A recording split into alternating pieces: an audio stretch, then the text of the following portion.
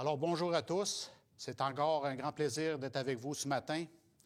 Alors, la méditation de ce matin se trouve dans 1 Corinthiens chapitre 2. Et nous allons lire du verset 6 au verset 16.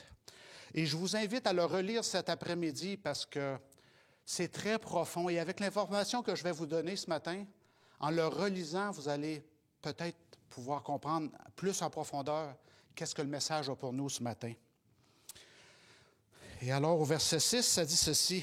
« Cependant, nous prêchons une sagesse parmi les saints, sagesse qui n'est pas de ce siècle, ni des chefs de ce siècle qui vont être anéantis. Mais nous prêchons la sagesse de Dieu, mystérieuse et cachée, que Dieu avait préparée avant les siècles pour notre gloire. Et aucun des chefs de ce siècle n'a connu, car s'il l'avait connu, il n'aurait pas crucifié le Seigneur de gloire. Or, comme il est écrit, ce que l'œil n'a point vu, ce que l'oreille n'a point entendu, et ce qui n'est point monté au cœur de l'homme, ce sont des choses que Dieu a préparées pour ceux qui l'aiment. Mais Dieu nous les a révélées par son Esprit, car l'Esprit sonde tout, même les profondeurs de Dieu. Lequel des hommes, en effet, connaît les choses de l'homme, si ce n'est l'Esprit de l'homme qui est en lui. De même, personne ne connaît les choses de Dieu, si ce n'est l'Esprit de Dieu. Or, nous n'avons pas reçu l'Esprit du monde, mais l'Esprit qui vient de Dieu, afin que nous connaissions les choses que Dieu nous a données par sa grâce. Et nous disons cela, non avec des discours qu'enseigne la sagesse humaine, mais avec ceux qu'enseigne l'Esprit Saint, en comparant les choses spirituelles avec les choses spirituelles. Or, l'homme animal ne reçoit pas les choses de l'Esprit de Dieu, car elles sont une folie pour lui. Il ne peut les connaître parce que c'est spirituellement qu'on en juge. Mais l'homme spirituel juge de toutes choses, et lui-même n'est jugé justement par personne. Car qui a connu la pensée du Seigneur pour l'instruire? Or, nous avons la pensée de Christ. Il faut reconnaître que l'Esprit de Dieu est dans chaque chrétien et il va se manifester à différents niveaux selon ce que l'Esprit a décidé, selon le besoin de l'Esprit. Comme par exemple, dans des comités d'Église, nous avons tous l'Esprit de Dieu et pourtant nous avons des opinions différentes. Mais l'Esprit de Dieu va se servir d'une personne en particulier qui a plus de connaissances sur le sujet, plus de jugement, pour mettre la meilleure opinion, décision possible. Et on se rallie à cette décision. Et c'est comme ça que le peuple de Dieu va avancer. Et l'apôtre Paul, vous savez, avait reçu l'Esprit de Dieu de façon abondante. Il recevait des visions et Dieu lui donnait en grande clarté sa mission. Il voyait bien sa mission, l'apôtre Paul. Et ça nous amène à une question ce matin. Comment est-ce que Dieu communique-t-il ses pensées en nous? Est-ce que c'est une sonnette dans mon oreille qui me dit « Bien, Yannick, je suis en train de te parler, là. C'est une parole d'importance que tu dois dire. » Est-ce que c'est un pincement dans mon gros orteil? Est-ce que c'est un buzzer et des lumières stroboscopiques bleues et rouges qui nous annoncent que Dieu est en train de se manifester alors que j'ai besoin de son esprit? Non, il ne me communique pas non plus sa pensée par un léger frisson dans mon estomac ou des papillons dans mon ventre. Selon la parole de Dieu, Dieu communique à son peuple de différentes manières. Ça peut être des rêves. Dans l'Ancien Testament, on voit souvent des rêves. Dieu se manifeste dans des rêves. Des visions par ses prophètes. Des convictions sur la nature. Regardez une cellule animale avec ses 1500 usines interdépendantes et voir la beauté et la puissance de notre Créateur. Entendre quelqu'un prêcher, une bonne parole à l'Église, à l'école du sabbat, lire un bon livre chrétien au travers de la musique, au travers d'une parole d'une personne. Toutes ces communications sont canalisées et traitées à un seul endroit chez un chrétien, chez une personne. Et c'est mon esprit, c'est mon cerveau. Dieu me parle au travers de mon cerveau, principalement. Et il y a une citation qui est très forte, qui me touche beaucoup, qui est trouvée dans Témoignages, volume 2, à la page 347 en anglais. Et c'est l'auteur Ellen White qui a écrit ceci. Et elle a dit, « Tout ce qui perturbe la circulation des courants électriques dans le système nerveux diminue la force des pouvoirs vitaux et le résultat est un engourdissement des sensibilités de l'esprit. » Et cette petite dame-là a écrit ça aux alentours de 1880, alors que les meilleurs docteurs traitaient les gens en leur faisant boire du mercure et en leur ouvrant les veines parce qu'ils disaient qu'ils avaient du mauvais sang. Alors, c'était une pensée extraordinaire. Elle savait déjà que la pensée et les réactions sont par des courants électriques. Et ça, c'est de l'Esprit de Dieu. Vous ne trouvez pas? Alors, ça nous aide à comprendre que j'ai besoin d'avoir un gros cerveau moelleux et résilient pour Jésus. Pas un cerveau qui a perdu de la puissance. Pas un cerveau qui est moins vital. Pas un cerveau qui est engourdi avec un bas voltage. On peut fonctionner, aller travailler, conduire son auto, faire nos choses avec un cerveau à 20 30 Mais est-ce que c'est le désir de Dieu pour nous, afin que le Saint-Esprit travaille dans nos cerveaux? Alors, ce matin, ça m'amène à partager 4 éléments avec vous ce matin, pour pouvoir être fort en Jésus et que l'Esprit Saint puisse être très efficace dans le cerveau d'un chrétien ou de toute autre personne. La première chose que j'aimerais qu'on puisse considérer ce matin et qui est très dommageable pour notre cerveau, et alors que nous approchons des temps de la fin et qu'on a besoin du Saint-Esprit en abondance au travers de la lecture de la prière, la lecture de la parole de Dieu et de la prière, c'est nous devons prendre des mesures nécessaires afin de mettre fin ou de réduire drastiquement notre consommation personnelle des réseaux sociaux. Vous savez, les statistiques disent, par exemple, je regardais hier aux États-Unis, l'Américain moyen regarde 12 heures par jour de réseaux sociaux. Nous devons prendre des mesures pour mettre fin ou contrôler drastiquement notre consommation de réseaux sociaux. Et les chiffres sont accablants, ce n'est pas moi qui le dis ce matin. On va utiliser des gens, des experts ce matin qui ont compris et ont vu des faits concernant ce problème-là. La neuroplasticité est essentielle pour avoir un cerveau équilibré. Et il y a de nombreux médecins maintenant qui en parlent dans des podcasts. Si vous prenez un peu de temps pour aller voir ce que nous allons étudier ce matin, c'est plein. Et ils disent une des choses qui est le plus dommageable dans la société, ce sont les réseaux sociaux. Et il y a 2 semaines de ça, le président américain sortant, dans son discours d'adieu, en a fait mention que la société américaine devra régler ce problème-là, sinon elle sera en problème. CNN en a parlé aussi, Dr. Gupta qui en parle abondamment aussi de ce phénomène-là. Mais qui écoute? Nous sommes tellement branchés, prenons-nous le temps de réaliser à quel point c'est néfaste. Dans notre communauté adventiste, il y a le Dr. Wendy Suzuki qui fait beaucoup de podcasts là-dessus et elle enseigne l'importance d'avoir un cerveau gros, moelleux et résilient. Et elle compare les médias sociaux à une confrontation à des prédateurs apex qu'on a dit comme, par exemple, une meute de lions affamés. Alors, c'est comme si vous faisiez face à un troupeau de lions quand vous avez un réseau social que vous utilisez devant vous. Sommes-nous d'accord d'utiliser quelque chose qui tue notre cerveau à long terme? Ça tue notre cerveau et ça l'endommage la seule voie par laquelle Dieu communique avec nous. Parce que notre portion spirituelle, il faut être en bonne santé pour que le spirituel puisse s'élever dans notre cerveau. Si nous fonctionnons à 20 ou à 30 %, le spirituel n'est pas là malheureusement.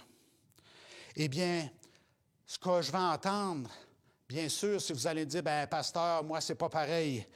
Moi, je ne regarde rien de négatif et rien de mauvais. Et de même, pour mes enfants, je contrôle tout ce que mes enfants regardent. Et nous regardons seulement des bonnes choses, pasteur. » Mais êtes-vous en dehors des statistiques? C'est la question que je vais vous demander, d'après ce que je vais vous montrer. Mais ce n'est pas ce qu'on regarde nécessairement, mais c'est la façon dont les réseaux sociaux sont conçus, le problème, selon certains experts. Il dit, ils sont conçus de telle sorte que même le bon des réseaux sociaux endommage votre cerveau. Et le bien et le bon dans les réseaux sociaux peut endommager votre cerveau aussi. Et même le créateur de Facebook le dit, quand il a créé les Facebook, il a dit, j'ai créé quelque chose qui va détruire la civilisation occidentale. Avait-il tort?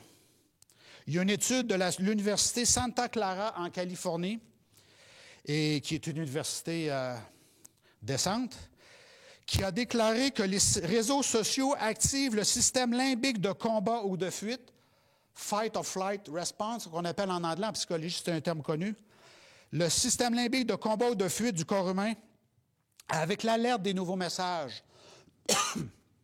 Alors, ça nous dit que juste par les notifications, le petit buzzer que vous avez, c'est dommageable pour vous. Le cerveau humain n'est pas fait pour avoir constamment cette notification qui est très excitante parce qu'il y a une anxiété sociale quand il y a 400, 500 personnes qui vous suivent, 3000, 5000 personnes qui vous suivent, et d'avoir une notification, l'influx électrique peut être très fort et très dommageable pour votre cerveau. L'alerte constante de nouveaux messages et de mise à jour sur les réseaux sociaux active le système limbique de combat ou de fuite du corps humain d'une manière qui mimique à faire face à un prédateur. Pardon.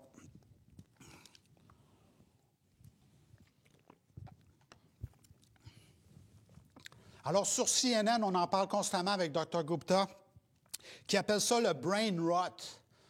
Il dit que ceux qui regardent les réseaux sociaux à long terme, ils ont un cerveau pourri. Et bien sûr, quand on a un cerveau pourri, le reste du corps, le comportement, tout suit. Et ce sont les mots de leur étude. C'est une mimique face à un prédateur. Combien de troupeaux de lions vous avez fait face hier? Mais avec les réseaux sociaux, si vous avez eu 30 notifications, le cerveau a fait face à 20 lions devant vous. C'est ce que ça veut dire. L'étude de Santa Clara ne dit pas que les alertes proviennent de mauvaises personnes ou de mauvaises choses. Ce peut être des paroles positives et gentilles, des mots d'affirmation, mais juste la notification que vous recevez, que vous connaissez, des nouveaux messages, disent-ils, déclenchent la même chose dans votre cerveau que lorsque vous voyez un lion, un tigre, un prédateur dans la rue. La chose positive qui vous signale cette notification et cette alerte qui se déclenche encore et encore des dizaines de fois par jour signale un courant électrique dans votre cerveau qui endommage votre cerveau en le marquant inutilement. Dans ce que vous apprenez à chaque jour, dans votre travail, ça l'interfère. Tit, tit. Et par exemple, je donne un exemple que moi je connais, c'est quand je suis arrivé sur Facebook, j'étais comme tout le monde, j'étais sur Facebook. Et moi, je ne me soucie pas des anniversaires vraiment parce que chez moi, ma mère ne s'occupait pas des anniversaires, elle disait que c'était de l'orgueil humain. Mais j'ai appris à vivre avec les anniversaires. Et c'est très excitant sur Facebook, c'est très bien les anniversaires, vous savez. Mais pour me souvenir des anniversaires, par contre, j'ai un problème. Donc, cette année, j'ai oublié de souhaiter bon anniversaire à ma femme et ça m'a coûté cher d'ailleurs. Mais sur Facebook, je me rappelle quand c'était mon anniversaire, il y avait ces notifications qui rentrent. Tit! Bon anniversaire, Yannick! Tit, tit, tit! Et là, ça devient un phénomène social.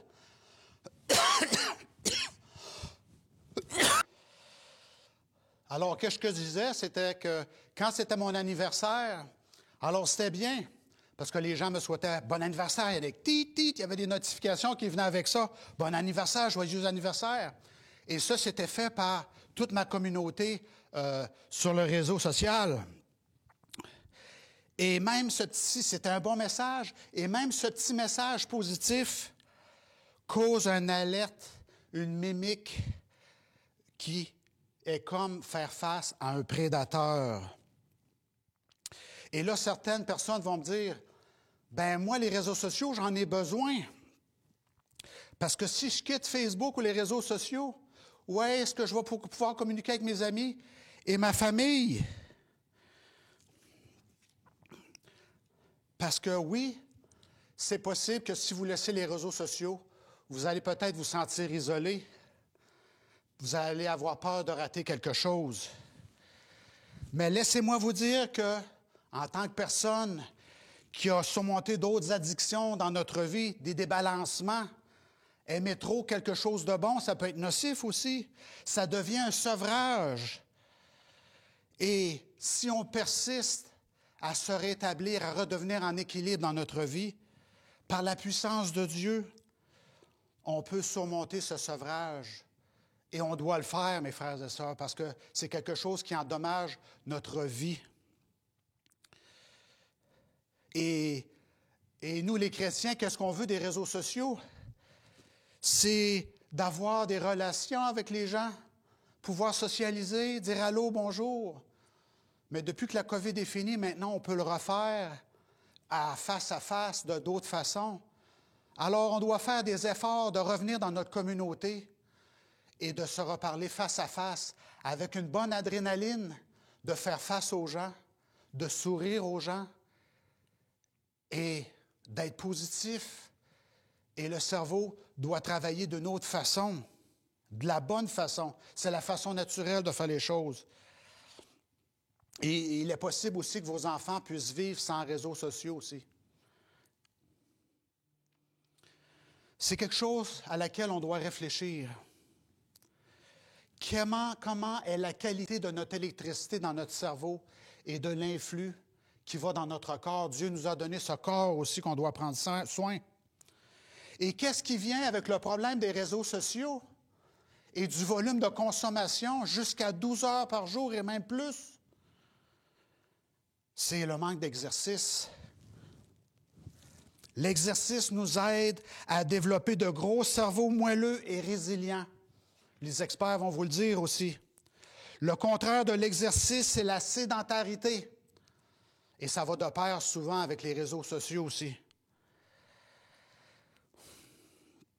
Et nous sommes d'accord que notre travail fait en sorte que trop souvent nous sommes sédentaires, nous ne bougeons pas assez aussi. Et Dieu comprend ça aussi. Mais il faut prendre le taureau par les cornes, comme on dit, et de se remettre en équilibre et à être moins sédentaire aussi, afin que notre cerveau puisse être maximisé.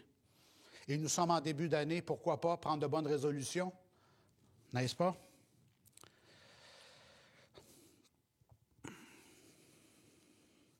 Proverbe 12, verset 27 nous dit ceci. « Le paresseux ne rôtit pas ce qu'il a pris à la chasse, mais le travail est le bien précieux de l'homme. » Le travail, dans la Bible, ça parle d'activité. Hein? Salomon nous parle dans les Proverbes. Le travail, c'est l'activité. L'activité, c'est une bonne chose pour le corps humain, pour le chrétien, celui qui veut être efficace pour Dieu. Alors, si nous choisissons de ne pas être actifs et on choisit de vivre une vie d'inactivité, nous en subirons les conséquences. Les experts nous le disent. Et beaucoup d'études le montrent. L'exercice peut faire amincir notre corps, mais ne pas faire d'exercice amincit notre cerveau. C'est ce qu'ils constatent. Si on ne fait pas d'exercice, le cerveau va réduire sa capacité, son volume aussi.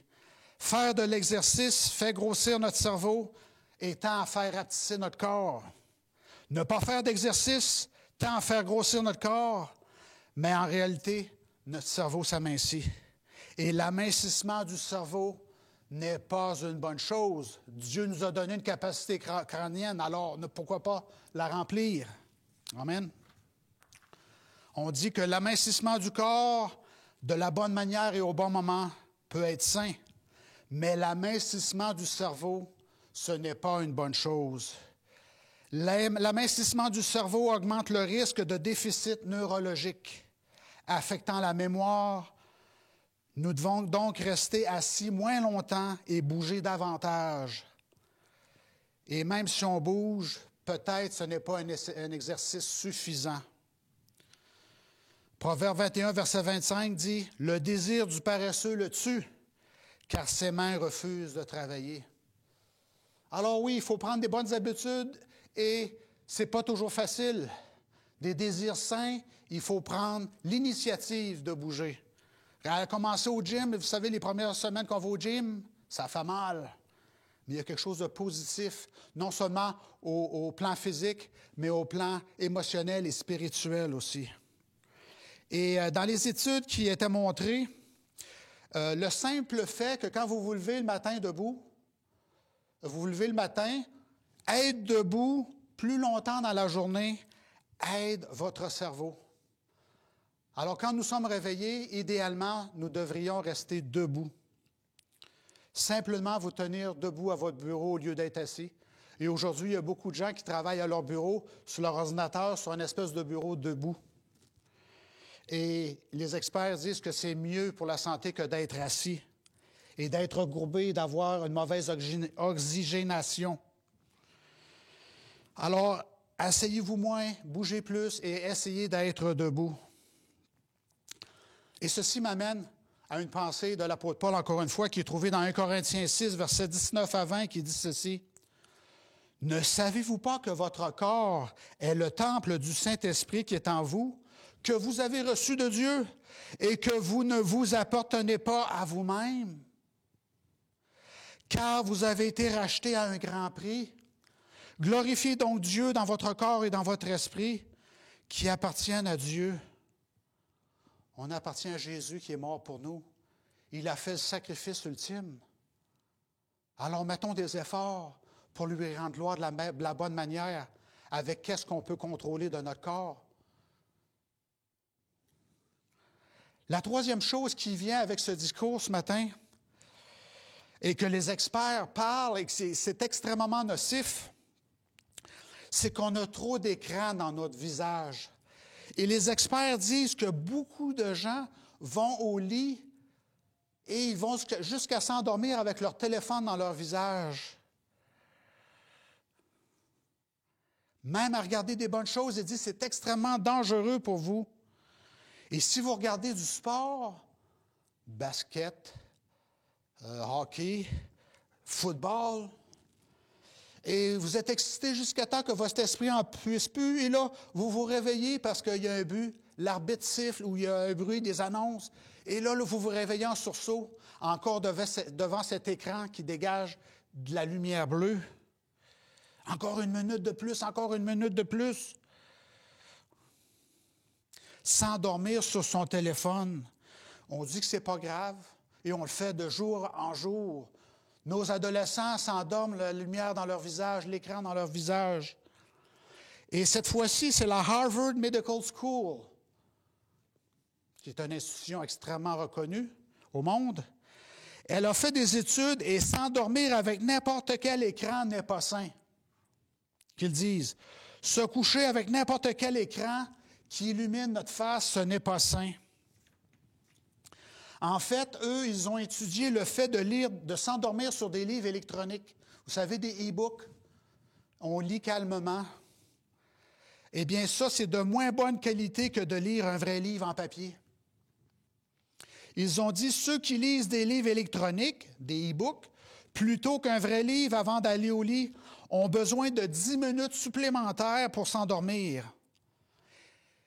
Ils connaissent aussi 90 minutes de retard dans l'apparition de la mélatonine et ont la moitié de la quantité de mélatonine libérée. Hey, c'est fort ça, mes frères et sœurs. Ça veut dire qu'on ne dort pas assez pour commencer. Et là, la quantité de mélatonine va être beaucoup moindre. Et la première partie de votre sommeil n'aura même pas de mélatonine ou très peu de mélatonine. Imaginez la qualité d'électricité de votre cerveau et de votre système nerveux. Il continue l'étude en disant, ils ont également un sommeil à mouvement oculaire rapide réduit. Vous savez, on a des étapes de sommeil, REM movement, c'est le mouvement des yeux, ça donne la qualité du sommeil. Eh bien, ces gens-là qui lisent des e-books ont beaucoup moins de mouvements oculaires. Le cerveau, il est complètement déréglé. La machine fonctionne très mal à ce moment-là. Et même la Société canadienne du sommeil recommande d'éteindre tous les appareils, tous les écrans, autrement dit, au moins 1 heure avant de se coucher. La Société dit qu'on dort mal, que la Société canadienne, la Société québécoise dort mal et pas assez. Et qu'est-ce que ça l'affecte? Vous êtes fonctionnel quand même, mais votre cerveau fonctionne minimalement. 20, 30, 40 % peut-être. De nombreuses personnes ont des problèmes de sommeil de qualité. Ça affecte votre vie spirituelle surtout. Et il existe une corrélation entre toutes ces choses, tout se suit. Rappelez-vous, Jésus parlait toujours de façon parfaite. Dans Marc 3, 31, Jésus a dit ceci à ses disciples après une journée très chargée socialement. Écoutez les mots, Jésus a dit « Allez à l'écart dans un lieu désert et reposez-vous un peu. » Alors là, Jésus nous disait même comment se reposer. Dans un lieu désert où est-ce que notre cerveau peut se reposer afin que l'électricité puisse reprendre sa place, afin d'être fonctionnel, corps, âme et esprit. Le repos physique est aussi important que l'activité. La tempérance est également pertinente dans la vie d'un chrétien. Proverbe 3, versets 7 et 8, il est dit « Craignez l'Éternel et éloignez-vous du mal. Ce sera la santé pour votre chair et la force pour vos os. » Suivre le Seigneur, la meilleure façon pour lui rendre gloire, c'est la meilleure façon pour rester en santé.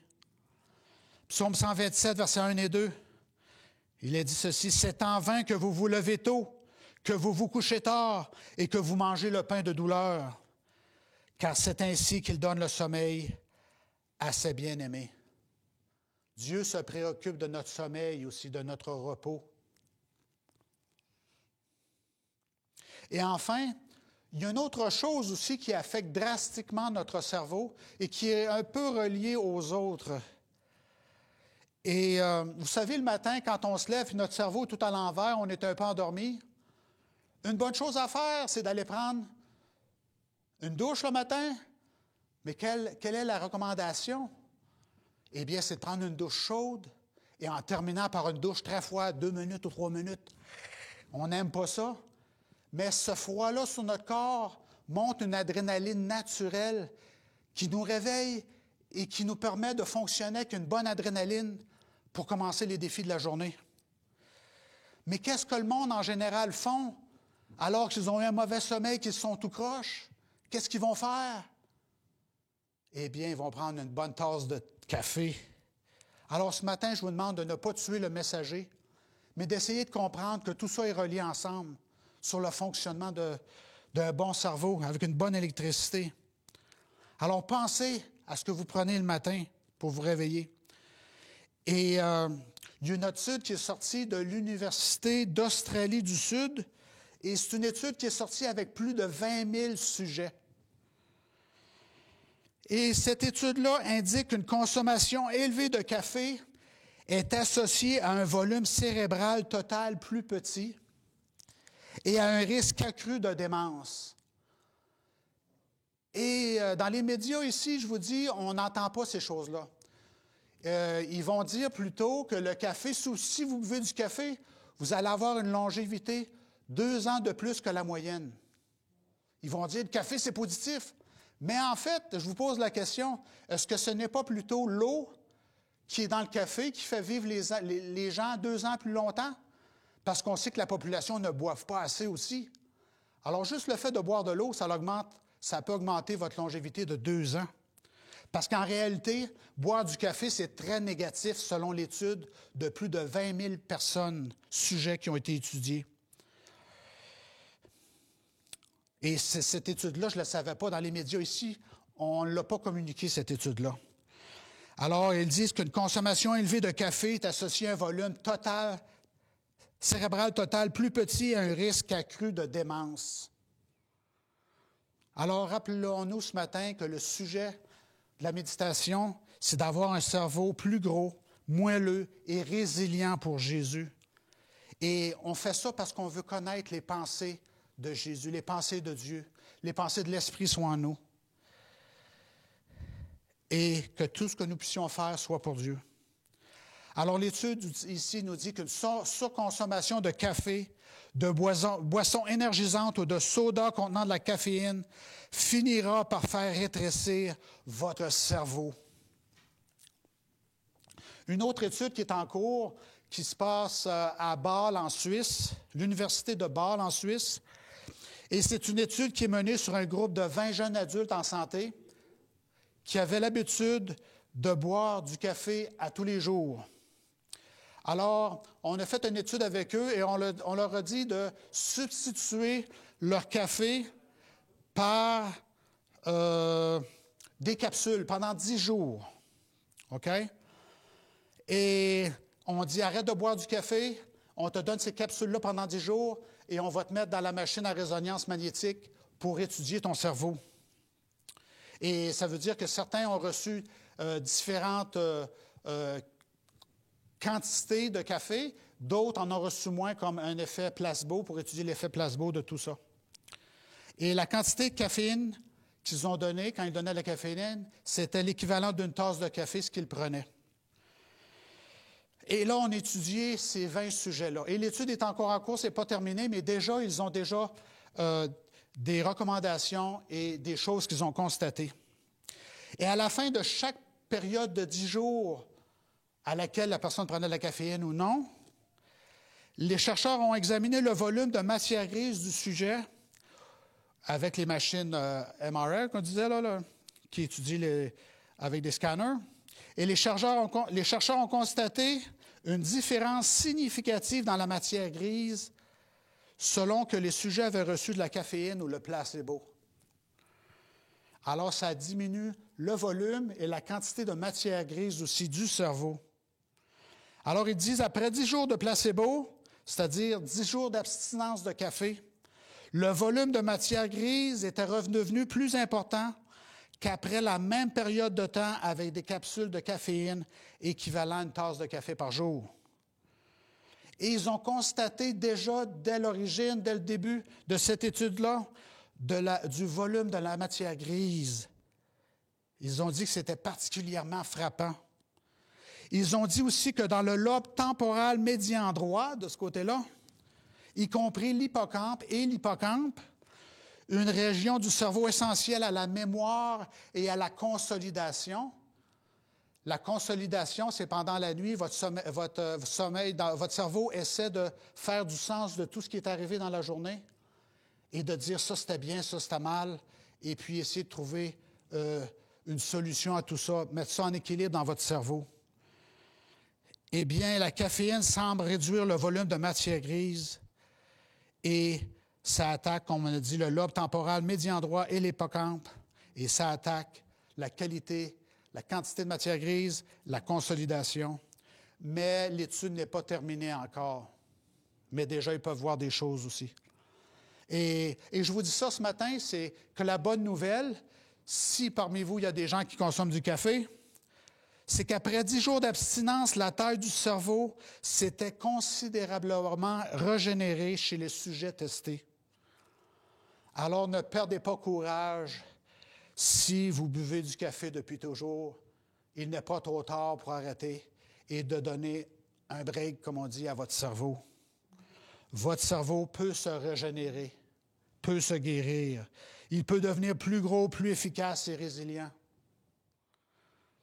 Et c'est drôle, je vous rappelle encore la petite dame Ellen White, au 19e siècle, dans le Maine, ici, au Michigan, qu'elle vivait.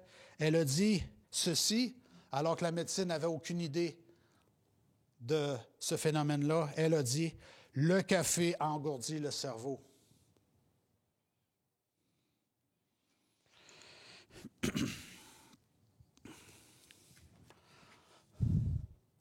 Alors, la science profane, la science séculière montre que le cerveau peut être endommagé par les réseaux sociaux, par la consommation de café et par un manque d'exercice.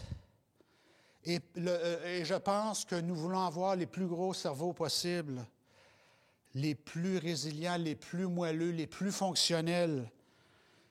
Parce que dans la parole de Dieu, dans Jean 15, verset 26, Jésus dit ceci, « Mais quand viendra le Consolateur, que je vous enverrai de la part du Père, l'Esprit de vérité qui vient du Père, il rendra témoignage de moi. » Il va rendre témoignage. Où est-ce que ça va affecter moi?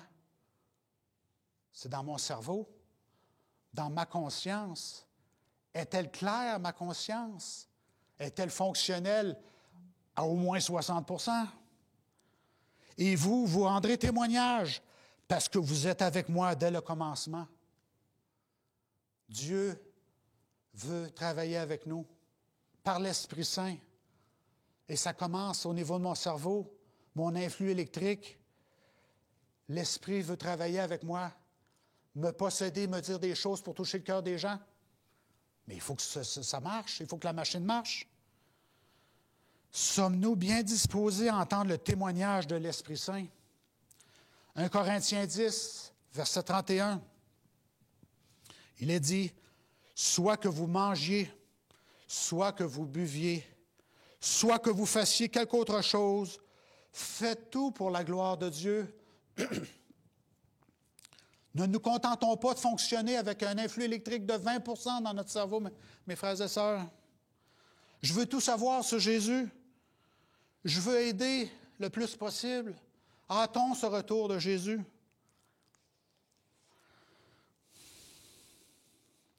Il y a une chose, un autre élément qui est important dans ce que je mentionne ici. Il faut être compatissant aussi. Et ça vient d'une citation de Ministère de la guérison ou encore notre sœur White écrit ceci.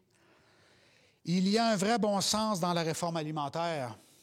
L'étude des sujets doit être étudiée largement et profondément. Et personne ne doit critiquer les autres parce que leur pratique n'est pas tout en harmonie avec la sienne. Il est impossible d'établir une règle invariable, de réguler les habitudes de chacun, et personne ne doit se considérer comme le critère pour tous. Alors nous sommes tous différents. Il y a des choses que nous pouvons manger, d'autres que nous ne pouvons pas. Il faut être compatissants les uns et les autres et s'aider aussi dans ce phénomène. Alors nous sommes tous différents et nous devons être compatissants pour les autres et s'aider mutuellement. Considérez votre étude sur votre régime alimentaire de la cause à effet.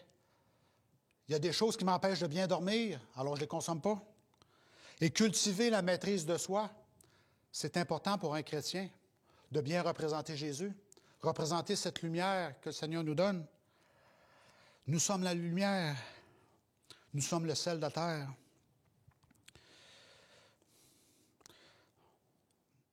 Notre grand objectif ultime d'avoir un gros cerveau moelleux, résilient, c'est être une lumière pour Jésus et comprendre ce qu'il a à me communiquer.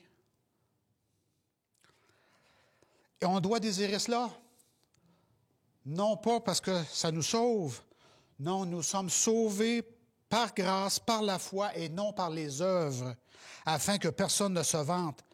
Mais le texte suivant dit ceci, « Afin que vous puissiez faire de bonnes œuvres pour lesquelles vous avez été créés. Je suis donc sauvé par la grâce, par la foi, mais parce que je suis sauvé, j'écoute Jésus, je l'entends, j'agis pour lui rendre gloire. Jésus est mon modèle et je veux le représenter. Comment puis-je vivre ma meilleure vie pour toi, Seigneur Jésus?